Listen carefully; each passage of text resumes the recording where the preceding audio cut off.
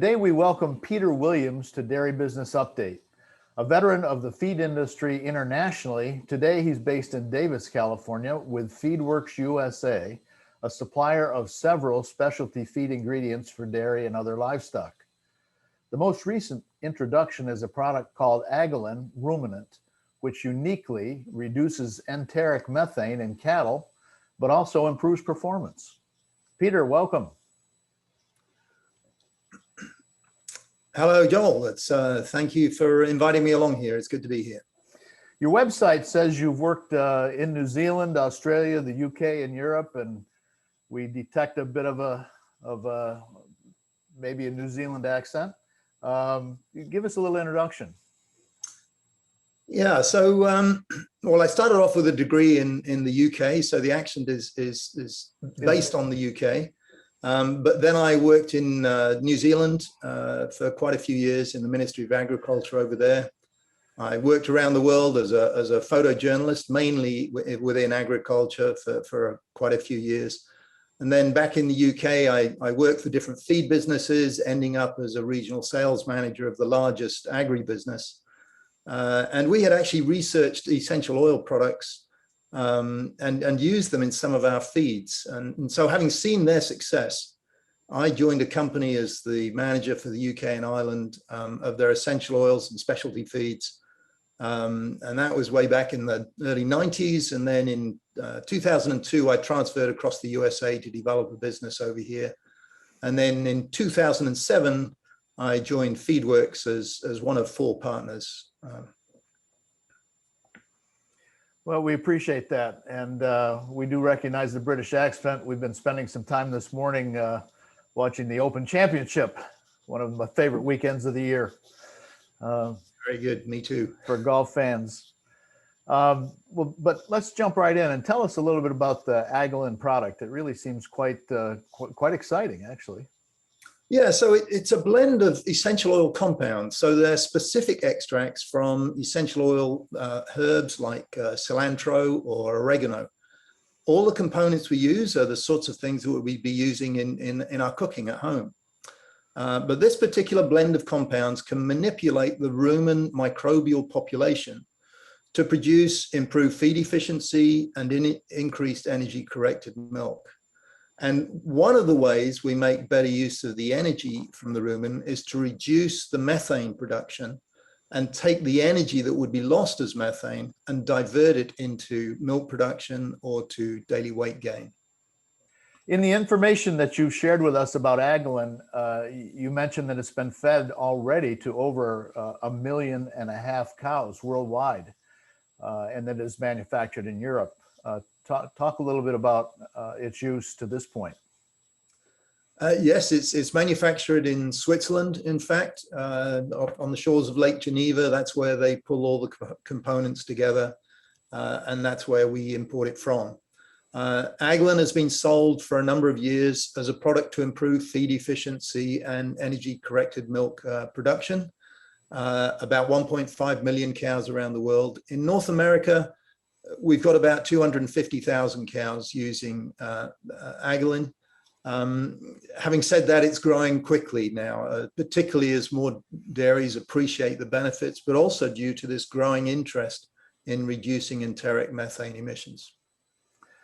Well, you're in Davis, California, and you cite some research at UC Davis, including work done by Dr. Frank Mittlerner, who I think for many of us in dairy is the preeminent researcher on the topic of methane and other greenhouse gases involved with animal agriculture.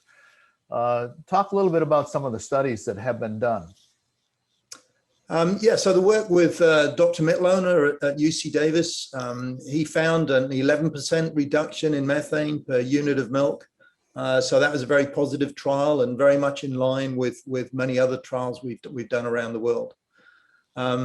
Another trial that we've just had published is with Sprucehaven Dairy in New York. And that is a well-known dairy. It was set up to do research trials, commercial research, and they are able to split their herd into treatment versus control groups. We had that trial analyzed by Dr. Essie Evans, a very well-known dairy researcher and statistician. And that trial showed a 72-cent return on Agolin in increased milk components and a little bit lower feed intake. And again, that's pretty similar to a 23 trial meta-analysis that has been done looking at all of our trials. Perhaps a little bit higher than the average, but similar sort of response. Well, tell us a little bit about the product itself. How much has to be fed? How is it fed to cattle, and where can people find it? Yeah, so it's fed at a very low level. It's most easily added simply to adding it to a mineral pack. That way, it's well distributed within the feed. It'll cost something in the region of 4 or 5 cents per cow per day.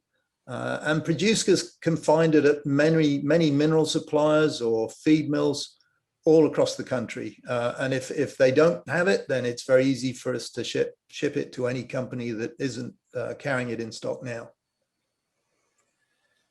And Feedworks USA is represented around the country with either employees or representatives, so folks can get somebody on their dairy relatively easily. They can indeed. We have employees and agents across the country, and I think we're pretty well covered everywhere. So absolutely, if they contact Feedworks, then we can have someone come out and visit the dairy. Very happy to do so. One other bit of information that you shared was the fact that there's a relationship with two milk buyers, including Nestle's, the largest milk buyer in the world, we're told, as well as another chocolate manufacturer. They have interest in obtaining milk from dairy producers who are efficient and reducing methane. Just tell us, how does that work? Does the dairy producer selling get an improved price, or what's the connection there? They don't get an improved price, but you know, these companies and others, we're working with Nestle, Barry Callebaut, and other companies we're in negotiations with. But yeah, these companies, they have to reduce their carbon footprint. Consumers are demanding this, and their main boards are demanding this. And they're also under pressure. So a company like Nestle is under pressure to develop plant-based alternative products. But I can tell you that they are absolutely dedicated to dairy and dairy milk. That is their priority. So Nestle has donated $10 million to the Net Zero initiative, and that money goes directly into a range of farm products, so directly back to the farms through projects, quite a number of which include Agolin. Barry Callebaut, they're actually the largest chocolate manufacturer in the world. Many people won't have heard of them, but that's because they're mainly business to business. But if you visited their website, you'd see they're the largest. And they're putting a lot of money into supporting pilot projects, many of those with Agolin included. And they're also looking at work with cover crops, soil health, regenerative agriculture, and so on. So both those companies, and as I say, quite a number of others that we're discussing with, are very heavily involved in this area and putting a lot of money into dairy. Well, we can only hope that dairy producers are supported in their efforts, not only to reduce their environmental footprint, but also in improving the quality and efficiency of their dairy herds. Absolutely. Well, you know, we certainly the efficiency and energy corrected milk benefits from Agolin are the key. The carbon footprint is another side of that, which is obviously of benefit to the environment and to the dairies. And we are looking at other ways that we can help to pay dairies something for the benefits that are achieved in reducing carbon footprint. So still early days of that, but certainly we're very happy to talk to anyone around that. So if they talk to Feedworks, by all means, talk about payments for carbon payments.